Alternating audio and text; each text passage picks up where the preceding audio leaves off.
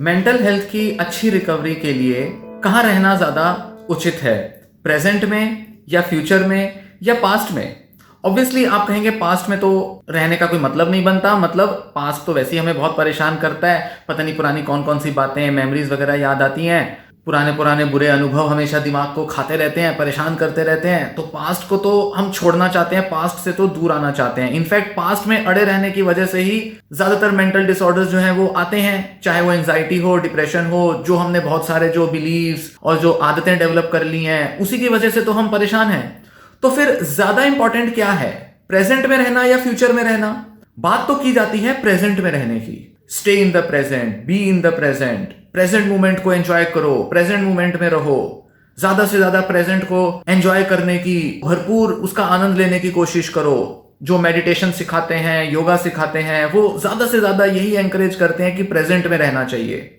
इस बात से तो एग्री कर सकते हैं कि जब हम मेडिटेशन या माइंडफुलनेस जैसी कुछ एक्सरसाइजेस करते हैं तो उसमें यही सिखाया जाता है कि प्रेजेंट मोमेंट में कैसे रहा जाए और ज्यादा से ज्यादा कैसे अपना अटेंशन फोकस जो है वो प्रेजेंट में रखा जाए, क्योंकि उससे हमारा स्ट्रेस कम रहेगा, हम पुरानी चिंताओं से बाहर आ जाएंगे और हम प्रेजेंट मोमेंट में इतना कुछ है, इतना सारा स्टिमुलेशन हमें मिल रहा है, उसकी तरफ हमारा ध्यान जाएगा तो हम एंजॉय कर पाएंगे। मतलब कहीं ना कहीं हम अपने प्रेजेंट को एक्सेप्ट कर पाएंगे।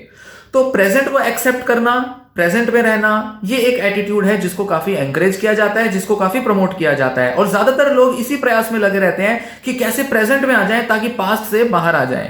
अब सवाल आता है फ्यूचर का। फ्यूचर में रहना क्यों गलत है? अगर फ्यूचर में रहेंगे तो अपने मन में कल्पनाएं करते रहेंगे, सपने देखते रहेंगे, डे ड्रीम करते रहेंगे और ऐसे चीजों के लिए हमेशा इच्छाएं लगाए रखेंगे कि जो हम पूरा तो करना चाहते हैं पर शायद जिसके लिए हम बहुत एफर्ट्स नहीं ले रहे, कुछ अपने इनिशिएटिव्स नहीं ले रहे। तो सोचते रहेंगे, प्लान करते रहेंगे। डिप्रेशन से बाहर आना है तो बड़े बड़े प्लान बनाएंगे कि अब मैं ये करूंगा, मैं ये करूंगी, ऐसे अपनी लाइफ को ठीक करेंगे या वैसे अपनी कंडीशन को ठीक करेंगे। अगर मैंने ये रूटीन बना ली, अगर मैंने ये अपनी लाइफ में डिसिप्लिन बना लिया तो प्रोकास्टिनेट करना बंद हो जाएगा, तो लाइफ जो है वो सेटल हो जाएगी, हर चीज अपने मन मुताबिक हो जाएगी। तो ऐसे लगता है कि जैसे हम फ्यूचर की तरफ बढ़ तो रहे हैं पर फ्यूचर हमें बहुत सुकून नहीं दे रहा, अच्छा महसूस नहीं करा रहा, मन का चैन नहीं मिल रहा।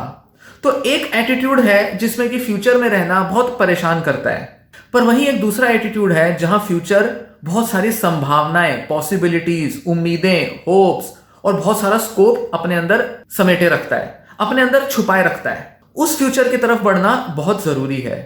और वो एक ऐसा फ्यूचर है जो हमारे लिए कई सारे दरवाजे खोलता है, कई सारे हमारे रास्ते तैयार करता है। मेंटल हेल्थ रिकवरी के लिए एक जरूरी एस्पेक्ट समझा जाता है, एक जरूरी पहलू जिस पर कि काम करना जरूरी है, वो ये कि अपनी लाइफ को मीनिंगफुल बनाने के लिए, अपनी लाइफ को ज्यादा फुलफिल्ड मतलब ज्यादा भरपूर बनाने के लिए, जिसमें हम अपनी लाइफ को और बेटर महसूस कर सकें, उसके लिए हमें ऐसे लक्ष्यों, ऐसे गोल्स की तरफ बढ़ना चाहिए जो कि हमारे जीवन के मकसद को पूरा करे, हमें एक बेहतर इंसान बनाए या हमें एक बेहतर विकल्प दे जिससे कि हम अपना फ्यूचर सुधार सकें, मतलब हम धीरे धीरे अपने को बेटर कर पाएं। अब ये एक ऐसा पर्सपेक्टिव है जिसमें ये कहा जाता है कि फ्यूचर के जो गोल्स हैं या फ्यूचर में रहने वाले जो हमारे कमिटमेंट्स हैं जिससे कि हम अपने जीवन को बेहतर बनाना चाहते हैं, वो हमें मानसिक स्वास्थ्य को बेहतर करने में भी मदद देता है और मानसिक बीमारी या मानसिक कलेशों से भी दूर करने में हमारा सहायक बनता है। कोई ऐसा लक्ष्य जिसके साथ हम बहुत डीपली कनेक्टेड महसूस कर पाए,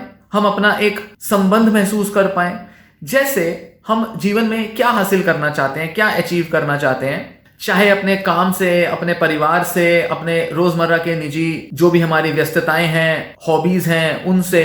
हम उसकी तरफ अपना ध्यान केंद्रित करके रखें। और डेली अगर हम प्रेजेंट में, अब यहां प्रेजेंट की भी कीमत है, प्रेजेंट में अगर उस पर थोड़ा थोड़ा भी वर्क करते रहें तो हम फ्यूचर से अपने को कनेक्ट करके उसकी तरफ बढ़ पाएंगे और अपने मूड को अच्छा कर पाएंगे। तो दो इंपॉर्टेंट एस्पेक्ट आ गए, एक कि कोई गोल रखा जाए जिसके लिए डेली प्रेजेंट में वर्क किया जाए और जो हमारे मूड को बेटर करे, और जिस गोल की, जिस लक्ष्य की तरफ बढ़ते हुए हम थोड़े थोड़े से लक्ष्य पूरे करें, डेली हम ऐसा कुछ टारगेट पूरे करें जिससे कि हमें रिवॉर्ड मिले, हमें बेहतर महसूस हो, हम कुछ अचीव करता हुआ खुद को पाएं। तो ये हमें फ्यूचर से कनेक्ट करके रखता है और धीरे धीरे हम उसकी तरफ बढ़ते रहते हैं। यही एक आमतौर पर धारणा रखी जाती है जिसमें कि फ्यूचर को इंपॉर्टेंट समझा जाता है। पर एक और बड़ा एसेंशियल, बहुत ही इंपॉर्टेंट एक एस्पेक्ट है जिस पर अक्सर हमारा ध्यान नहीं जाता, वो ये कि हम किस चीज को वैल्यू देते हैं अपनी लाइफ में, हमारे मूल्य क्या हैं जिनके लिए हम जीना चाहते हैं। ऐसी चीजें जो हमारे को सिर्फ करने भर से या सोचने भर से बहुत अच्छा महसूस कराए और जिसमें छोटी छोटी अचीवमेंट्स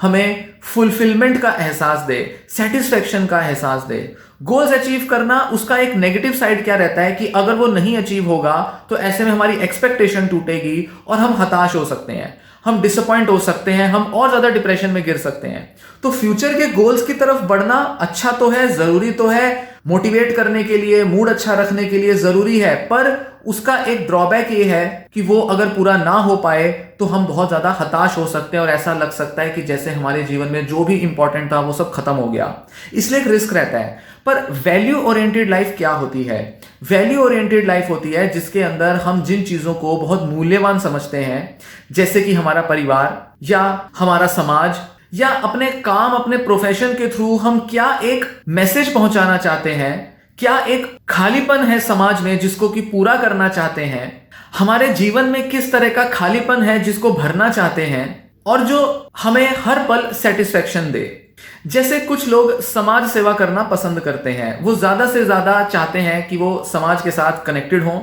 लोगों के लिए कुछ कर पाएं। समाज में बहुत से ऐसे लोग हैं जिनकी कुछ ज़रूरतें हैं जो कि आम जिंदगी में पूरी नहीं हो पाती, तो वो किसी ऐसे ग्रुप के साथ, संगठन के साथ जुड़ते हैं जिसमें कि वो अपनी उन ज़रूरतों को पूरा कर पाएं जिससे कि वो एक बेहतर जीवन जी पाएं। एक डॉक्टर अपने पेशेंट्स को देखता है, पेशेंट्स की पीड़ा या उनकी परेशानी को दूर करना चाहता है और वो ज्यादा से ज्यादा चाहता है कि लोगों को सही इलाज पहुंचा पाए, सही तरीके की उनको नॉलेज दे पाए, सही तरह से उनको गाइड कर पाए और जब जरूरत हो तो उनको बता पाए कि वो क्या सही या क्या गलत कर रहे हैं। एक टीचर की क्या वैल्यू होती है? एक टीचर की वैल्यू होती है कि वो अपने स्टूडेंट्स को अच्छे से पढ़ाए, ज्यादा से ज्यादा उनको रिसेंट जो एडवांसमेंट्स हैं उसके साथ अप टू डेट रखे, वो जो चीजें नहीं समझ पा रहे हैं स्टूडेंट्स उनको ज्यादा आसानी से समझाने की कोशिश करे, नए नए पहलुओं को उनको समझाए, जो लेटेस्ट रिसर्च हो रही है उसके बारे में जानकारी दे।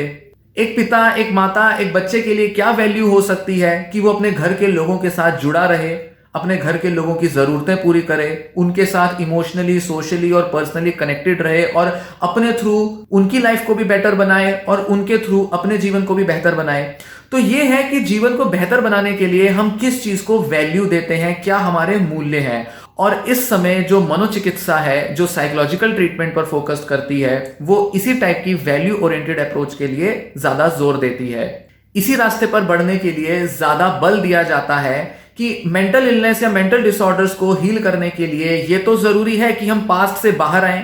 प्रेजेंट में जीने की आदत डालें, प्रेजेंट में जो भी परेशानियां या जो भी पीड़ाएं या कमियां या अधूरापन है उसको एक्सेप्ट करें और फ्यूचर के गोल्स रखें जिनको पूरा करने में लगे। पर साथ ही जीवन को बेहतर बनाने के लिए और अपने मेंटल डिस्ट्रेस को कम करने के लिए एक व्यक्ति को ऐसा एहसास चाहिए कि उसके जीवन का भी कोई मूल्य है, उसके जीवन की भी कोई अहमियत है, उसकी भी एग्जिस्टेंस जो है वो मायने रखती है और दुनिया में उसकी भी एक जगह है और दुनिया में वो भी एक बेहतर जगह अपना सकता है और आसपास के लोगों के बीच एक अच्छी एग्जिस्टेंस बना सकता है, सेटिस्फाइड हो सकता है। तो जो बेसिक ह्यूमन क्वालिटीज हैं उसको एक्सप्रेस कर सकता है और जो भी हम ह्यूमंस की नीड होती है उसको पूरा कर सकता है। ये नीड्स पूरी करने के लिए जो हम सभी मनुष्यों में होती हैं, इसके लिए जरूरी होती है कि हम जब वयस्क हो जाते हैं तो हम अपने जीवन में कुछ वैल्यूज की तरफ अप्रोच करें जिससे कि हमारा जीवन और हमारा मन जो है वो फला फूला महसूस करे और जिससे कि लगे कि हाँ, हम अपने जीवन को बेहतर ढंग से जी पा रहे हैं। तो ऐसे में जो मेंटल इलनेस का जो डिस्ट्रेस है, परेशानी है, वो भी हमें कम देखने में आती है, वो भी हमारी कम हो जाती है, उसका बोझ, उसका लोड भी हमारे ऊपर कम हो जाता है और चाहे लक्षण रहें या ना रहें या वो दूर हो जाएं,